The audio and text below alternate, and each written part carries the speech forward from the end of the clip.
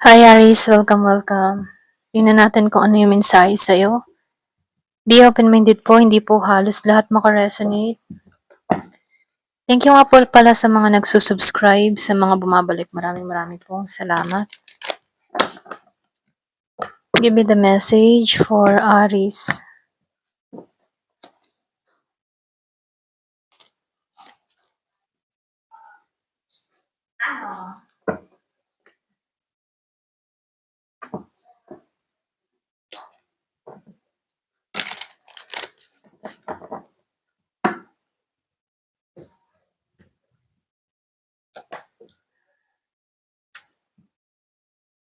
Meron ka ditong prayer.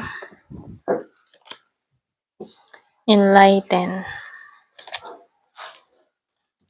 Insecurity.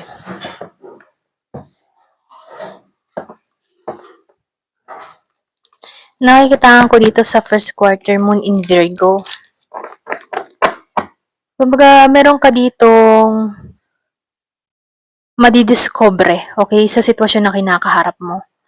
Nakikitaan ko din dito na meron kang mga kasagutan na matatagpuan. Meron kang mga pinagdadasal dito na kung saan magkakaroon ka ng kaliwanagan. So, lumalabas dito sa New Moon in Libra, mararamdaman mo sa sarili mo na ikaw ay mahalaga, okay? Kumbaga natatagpuan mo na yung sarili mo na mahalaga ka, hindi mo kailangan na yung bang tipo na ipagtulakan yung sarili mo sa mga taong hindi ka nakikitaan ng appreciation, okay? Kung hindi ka nakikita, yung hindi makita yung appreciate sa'yo, okay? So, nakikitaan ko dito, matatagpuan mo yung sarili mo na mahalaga ka, na ikaw ay kaibig-ibig dito. So, nafe-feel ko dito, malalaman mo sa sarili mo to. So, nakikitaan ko din dito, no? Yung iba sa inyo, merong mga taong nai-insecure sa'yo. Pwedeng nai-insecure sa'yo dahil sa mga katangian mo. Kumbaga, taglay ka ditong mapagmahal eh. Kumbaga, hindi nila kaya yung ginagawa mo. So, lumalabas din dito na sobra ka din concern sa tao, okay? Nafe-feel ko dito na mabuti ka. Hindi ka naiinggit sa iba, okay? Sa mga katayuan nila sa buhay. Bagkos, nakikitaan ko dito na gumagawa ka ng sarili mong path para sa pag-unlad mo. So, alam mo rin dito, no, na bawat tao ay may kanya-kanyang destinasyon, ganon. So, hindi ka nagmamadali dito. Kahit nakikita mo sila nagtatagumpay, hindi ka nai-insecure dito. So, dito, no, meron ka mga pinagdadasal dito na makakamit mo, mahanapan mo ng balanse yung sitwasyon na kinakaharap mo dito. O ano man yung mga gumugulo sa isipan mo. So, lumabas yung Aries, ikaw yung tipo ng tao na brave, matapang ka. Andun din yung passion mo. Pag meron kang mga gustong gawin, andun yung pagsusumikap mo para makamit ito. Very independent ka ding tao. So, dito, yung iba sa inyo meron kang kadiling na earth sign or pwede rin sabihin na sa birth chart mo tong earth sign, okay? Yung Taurus, Virgo, and Capricorn, merong ganun sa birth chart mo kung malalaman mo lang ang kabuuan ng birth chart mo. So, lumalabas dito, patient kang tao, practical ka. Kumbaga, hindi ka nagmamadali sa mga bagay-bagay. Kumbaga, patient ka na makakamit mo yung blessing na parating sa'yo, okay? Alam mo, may darating at darating sa'yo, okay? So, meron ditong Pisces. Yung iba sa inyo, meron kang kadiling na Pisces. So, sundin mo yung intuition mo, sundin mo yung kutob mo, okay? So, lumalabas dito na kapag meron kang mga ginusto, gumagawa ka ng paraan para makamit mo. Sa bawat desisyon na ginagawa mo, sundin mo yung kutob mo, sundin mo yung intuition mo kasi ginagabayan ka dito.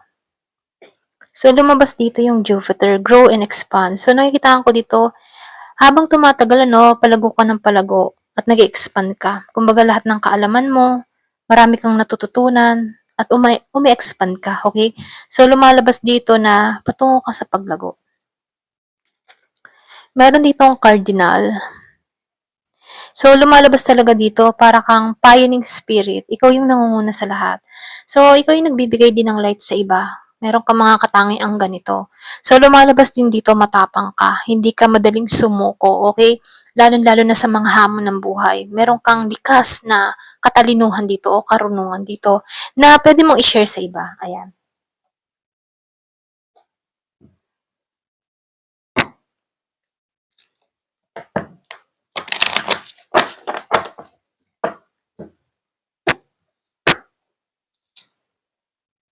So, meron ditong castle, no? It's time to heal, not war. Kung meron kang mga kaalitan, meron kang kalaban, meron kang katampuhan, ito na yung time para maghilom dito at hindi makipag-away, okay? Kasi hanapin mo dito yung kapayapaan mo. Kasi pag hinanap mo yung kapayapaan mo, dyan pa lang panalo ka na. So, meron ditong turns. So, dito, ano, yung iba sa inyo, nagkaroon ka ng pangunawa dito na hindi mo deserve ang masaktan, hindi mo deserve ang maging malungkot, ano. So, nakikitaan ko dito, nahanap mo dito muli yung tagumpay mo, nahanap mo muli yung sarili mo, yung confident mo. So, nakikitaan ko dito, bumabalik ka muli sa dati na matatag. So, sinasabihan ka dito, wag kang matakot, okay? Wag kang matakot na sumubok muli. Kumbaga, ito na yung time para i-express mo yung nararamdaman mo. So, ito lang yung mensahe, ano. Kasi dito, kung meron kang mga talento, ito na yung time para ilabas-labas mo to. So, meron ka ditong goal. So, dito, ano, hindi mo kailangan ng ibang tao para ayusin ka or para maayos ka. Kasi ikaw mismo kaya mong ayusin yung sarili mo. So, sinasabihan ka dito na isa kang, kumbaga sa lahat ng zodiac sign, ano, nangunguna ka sa zodiac sign. So, dito, no, hindi mo kailangan na idepende yung sarili mo sa iba. Kaya mo yung sarili mo. Likas na meron kang katangian na very independent at confident. Kaya kaya mo na malampasan yung mga pagsubok na kinakaharap mo. So, nakikitaan ko dito, yung iba sa inyo, naghihilom ka sa mga pagsubok na naranasan mo. Okay? So, tingnan natin dito, no?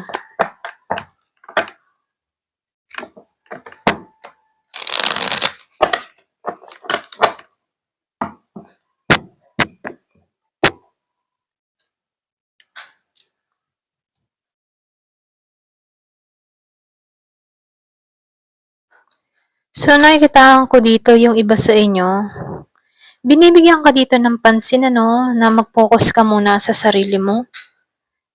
Mag-focus ka muna kung ano yung importanteng bagay. So, nakikitaan ko dito, mag-focus ka din sa pagmamahal sa sarili. Self-love, okay? Hanapin mong muli yung sarili mo. Ito lang yung nakikita ko or pwede rin yung iba sa inyo, ito na yung dito ka nakatuon. Gusto mong mag-ayos, gusto mong maging yung bang maayos ang iyong kalagayan, physical, mental, okay? So, nafe-feel ko dito na dun ka nakatuon sa pagbabago. Meron kang babaguhin sa sarili mo dito. Ito lang yung nakikita ko or pinagtutulakan ka dito na ito na yung time para baguhin mo yung sarili mo. So, nakikita ko dito may mga lihim na nabunyag sa'yo. Meron kang mga nalaman dito, okay? So, yung iba sa inyo, yung bang tipo na nakita mo na lahat, meron kang mga natuklasan. Malinaw na para sa ang lahat. Nagkaroon ka ng pangunawa sa mga nangyayari sa'yo na pagsubok. Kung ano man yung mga pagsubok na naranasan mo sa pag-ibig, sa trabaho, okay? Maging sa mga taong involved sa'yo. Nakita mo isa-isa kung sino yung mga totoo sa'yo at hindi totoo sa'yo. Kumbaga merong na-reveal sa'yo dito. Very yung energy ka, no? So, nakikita ko dito, pure yung heart mo. Very innocent ang energy mo. Kumbaga, likas sa'yo yung ganitong pag-uugali. Very young. Nakikita ko dito na madaling pumasok sa'yo yung pera or pwede rin merong blessing na parating sa'yo, okay? Kahit hindi ba malaki, at least merong araw-araw na pumapasok sa kamay mo, okay? Kumbaga, may araw-araw na merong dumadating sa'yo. Kahit hindi kalakihan, at least masaya ka sa mga achievement mo. So, nakikita ko dito, mahabang panahon ka ding single, okay? Yung iba sa inyo, mahabang panahon ka na walang nagpapatibok sa puso mo. Yung iba sa inyo, meron ka ditong, yung ba tipo na, yung iba ha, hindi halos lahat sa part na to, no? Meron ditong tao na parang feeling stuck, walang pagbabago na nangyayari sa kanya, maging sa trabaho niya. Yung man tipo na feeling niya kulang at kulang pa rin, hindi lumalago yung kanyang tinatrabaho dito, maging yung ipon niya dito. So lumalabas dito na gusto niya ng pagbabago kaya lang hindi niya alam kung paano, okay? Yung iba ha. So meron devil energy. So nakikita ko dito no, merong humahatak sa para ma-stuck ka sa sitwasyon, okay? Yung sa inyo meron kang kaaway or pwede ring sabihin, ramdam mo na merong nag-i-intention sa'yo, okay? Yung iba hindi halos lahat. So meron ditong devil energy or pwede ring sa'yo, no, meron kang mga bisyo na hindi mo kayang pakawalan tulad ng pagpupuyat or pwede ring sabihin na meron kang mga ginagawa dito na hindi mo kayang kontrolin, paggastos, ano, pagpupuyat or meron kang mga tinitake na gamot, mga ganyan. So, nafe-feel ko dito, meron kang bisyo, okay? Hindi halos lahat sa part na to. Kilala mo naman yung sarili mo kung meron kang bisyo, sigarilyo, alak, maging sa paggastos, pagpupuyat, games, ganun. Okay? So, meron kang kahiligan dito na hirap kang alisan, ganyan. So, ito na yung time para palayain mo yung sitwasyon mo dito. Ito na yung time para alisan mo to. Ito na yung time para mag-grow ka. Kasi dito, kung pananatilihin mong ma-stuck sa ganito, kung ikaw man imbibisyo sa paggastos, hindi ka makakaipon dito. Ito lang yung mensahe, ano. So, ito na yung time para tanggalan mo to. Para nang sa ganun, no, pumasok sa'yo dito yung blessing, yung biyaya. So, kailangan mo ditong alisan to. Pero ganun pa man nakikita ko dito, makakalaya ka sa sitwasyon. Kaya lang, kailangan mong pag-isipan kung ano yung kasunod mong hakbang na gagawin para sa problemang ito. Kasi dito, no, nakikitaan ko dito kung ikaw yung tipo ng tao na magastos. Nakikitaan ko dito na walang ipon eh, okay? Kumbaga, kung may ipon ka, nadudukot at nadudukot mo. Kumbaga, palabas pa rin yung pera, ganon.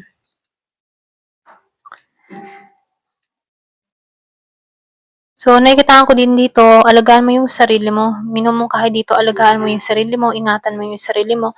Huwag ka nang tumuon sa mga nakaraan, sa mga masasakit na karanasan. So, ito na yung time para pagtuunan mo yung kalusugan mo, yung sarili mo.